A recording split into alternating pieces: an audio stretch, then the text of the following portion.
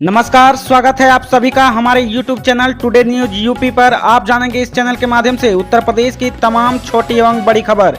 तो वीडियो के अंत तक बने रहें। साथ ही चैनल को सब्सक्राइब नहीं किया है तो सब्सक्राइब करके बेल आइकन को प्रेस कर लें। और आप यूपी के किस जिले से न्यूज को देख रहे हैं कमेंट में जरूर बताएं। तो चलिए खबर को शुरू करते हैं, जानते हैं आज का मुख्य समाचार। धान की सुस्त खरीद पर प्रशासन का कड़ा रोक, हो सकती कार्रवाई। जी हां, उत्तर प्रदेश के कुशीनगर प्रशासन ने धान की खरीद का कड़ा रोक अपनाते हुए सोमवार को साफ किया कि धान खरीद का प्रतिदिन का लक्ष्य पूरा नहीं करने वाले केंद्र प्रभारियों के खिलाफ कार्रवाई की जाएगी। आयुक्त सभागार में जिलाधिकारी एस राजलिंगम की अध्यक्षता में हुई बैठक में सभी धान खरीद एजेंसियों के क्रय केंद्र प्रभारी शामिल हुए। आज गोरखपुर से पूर्वांचल को साधेंगे पीएम मोदी, एम्स फर्टिलाइजर सहित मिलेगी 100 अरब की सौगातें। जी हां, उत्तर प्रदेश में अगले साल होने वाले विधानसभा चुनाव के मद्देनजर बीजेपी का मजबूत गढ़ माने जाने वाले पूर्वांचल पर पीएम मोदी और सीएम योगी की खास नजर है। इसकी एक वजह तो ये है कि पीएम मोदी जहां वाराणसी से सांसद है, वहीं गोरखपुर सीएम योगी का शहर है। पूर्वांचल की दो बड़े शहर पीएम मोदी और सीएम योगी से जुड़े होने के अलावा यूपी के सियासी गणित में यह फॉर्मूला भी आम है कि इस इलाके की 160 विधानसभा सीटों में से सर्वाधिक जीतने वाले के लिए ही लखनऊ के सिंहासन की राह आसान होगी। लिहाजा पूर्वांचल में पीएम मोदी और सीएम योगी के ताबड़तोड़ दौरे हो रहे हैं। सीएम योगी का अखिलेश पर हमला, बोले सपा सरकार में होता था दलितों पर अत्याचार। जी हां, उत्तर प्रदेश के मुख्यमंत्री योगी आदित्यनाथ ने समाजवादी पार्टी की पूर्ववर्ती अखिलेश यादव सरकार की दलीलों का जमकर शोषण होने का आरोप लगाते हुए दावा किया है कि राज्य में भारतीय जनता पार्टी की सरकार बनने पर कमजोर वर्गों के खिलाफ हो रहा जुल्म खत्म हुआ है। सीएम योगी ने सोमवार को अखिलेश के संसदीय क्षेत्र आजमगढ़ की सगड़ी तहसील में विभिन्न विकास परियोजनाओं का लोकार्पण करते हुए सपा अध्यक्ष पर जमकर हमला बोला। यहां जनसभा को संबोधित करते हुए सीएम ने कहा कि कुछ लोगों ने डॉक्टर बाबा भीमराव अंबेडकर के नाम पर राजनीति तो की, लेकिन जब कि गरीबों और दलितों पर अत्याचार होता था तब वे लोग मौन साध लेते थे।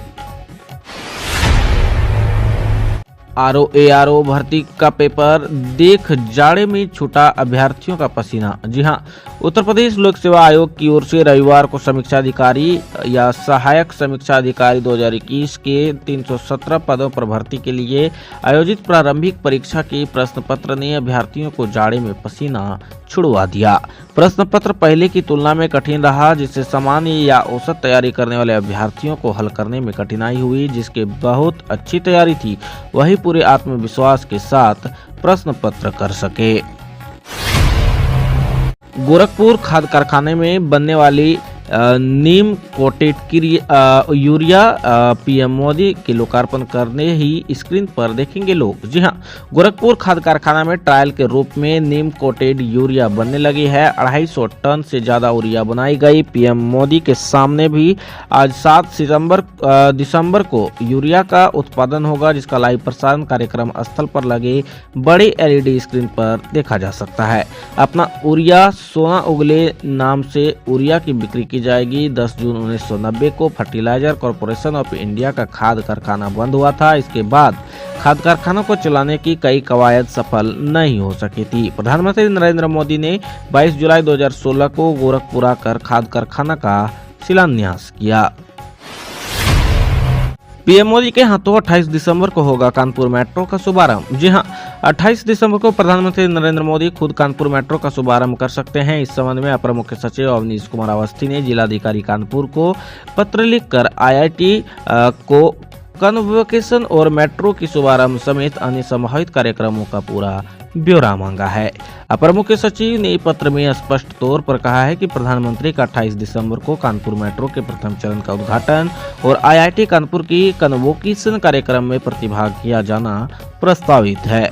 अगर कोई अन्य कार्यक्रम भी शामिल हो तो उसे भी शासन को उपलब्ध कराया जाए। इस पत्र की प्रतिलिपि प्रधानमंत्री कार्यालय में ओएसडी संजय भावसार, कानपुर की कमिश्नर डॉक्टर राजशेखर और यूपी मेट्रो के प्रबंध निदेशक कुमार केशव को भी भेजी गई है। आईआईटी के निदेशक को भी अवगत कराया गया है।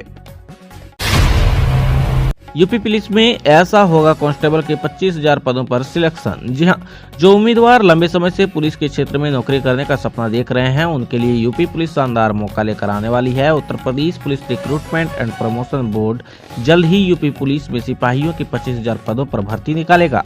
हालांकि अभी आधिकारिक वेबसाइट uppbpb.gov.in पर भर्ती से जुड़ी कोई जानकारी नहीं की गई है, लेकिन उम्मीद की जा रही है कि दिसंबर महीने में कांस्टेबल के पदों पर भर्ती निकालने वाली है। दरअसल डीजीपी मुख्यालय ने इन पदों पर भर्ती का अधियाचन बोर्ड को भेजा गया था।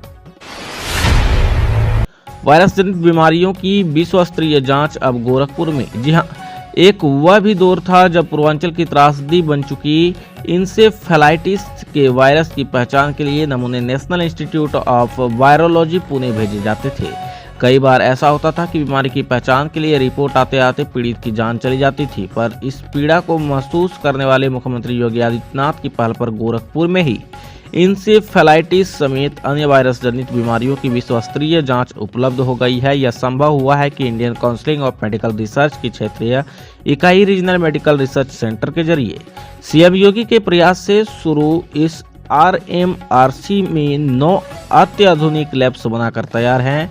आज मंगलवार को प्रधानमंत्री नरेंद्र मोदी इसका उद्घाटन करेंगे। भारत के टेस्ट में सबसे बड़ी जीत, 1 से जीती श्रृंखला। न्यूजीलैंड को दूसरे टेस्ट में 372 रन से हराया। जी हां, भारतीय टीम ने न्यूजीलैंड को दूसरे टेस्ट में 372 रन की विशाल अंतर से हराकर सीरीज पर कब्जा जमा लिया है। टीम इंडिया ने मुंबई टेस्ट के चौथे दिन 1 घंटे से भी कम समय में न्यूजीलैंड के 5 विकेट अपने नाम की। दूसरी पारी में भारत की तरफ से अश्विन और जयंत यादव दोनों ने 4-4 विकेट झटके। टीम इंडिया ने घर में न्यूजीलैंड के खिलाफ लगातार चौथी टेस्ट सीरीज जीती है। भारत अब तक न्यूजीलैंड के खिलाफ घर में 12 टेस्ट सीरीज खेल चुका है और सभी में जीत मिली है। यूपी मौसम अपडेट। पहाड़ों पर बर्फबारी शुरू, आज से चल सकती है सर्द हवाएं, बढ़ेगी ठंड। जी हां, शीतलहर आने से पहले मौसम में उतार चढ़ाव बना हुआ है। आज मंगलवार की शाम से बर्फीली हवाएं चलने की संभावना जताई जा रही है।